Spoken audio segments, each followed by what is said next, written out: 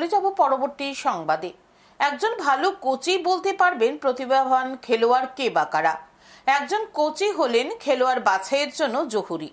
তাই ত্রিপুরা ক্রীড়া পর্ষদের উদ্যোগে এবারই প্রথম গোটা রাজ্য থেকে বিভিন্ন সেন্টারের দায়িত্বে থাকা কোচদের নিয়ে দুদিনের প্রশিক্ষণ শিবির শুরু হলো NSRCCর ইনডোর হলে। এতে পর্ষদ অনুমোদিত রাজ্যের সবগুলো সেন্টার থেকে বিভিন্ন ইভেন্টের কোচরা অংশগ্রহণ করলেন।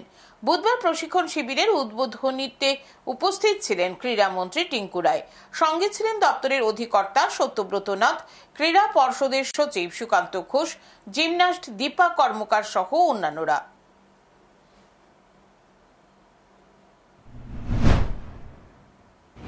স্পোর্টস কাউন্সিলের উদ্যোগে যে কোচিং সেন্টারগুলো রয়েছে আমাদের গোটা রাজ্যে, সমস্ত সেন্টারের যারা কোচরা রয়েছে তাদের প্রশিক্ষণ শিবির দুদিন চলবে। আজকে এটার শুভ উদ্বোধন হলো। আগামীকালকে পর্যন্ত এক্সপার্ট যারা রয়েছেন, আমাদের সিনিয়র কোচ যারা রয়েছেন, তারা তাদেরকে গাইড করবেন কী করে ট্রেনিং করানো, কী করে কোচিং সেন্টারগুলো পরিচালনা করা।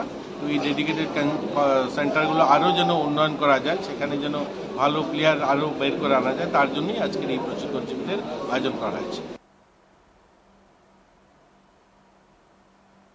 রাজ্যের সিনিয়র তথা অভিজ্ঞ কোচরা দুদিন প্রশিক্ষণ দেবেন। বর্তমানে সব ইভেন্টে আধুনিক কোচিং এর মান এসে গেছে। এই মডার্ন টেকনিকগুলো রাজ্যের বিভিন্ন সেন্টারের দায়িত্বে থাকা কোচদের মধ্যে প্রশিক্ষণ দিতেই ক্রীড়া পর্ষদের এই আয়োজন।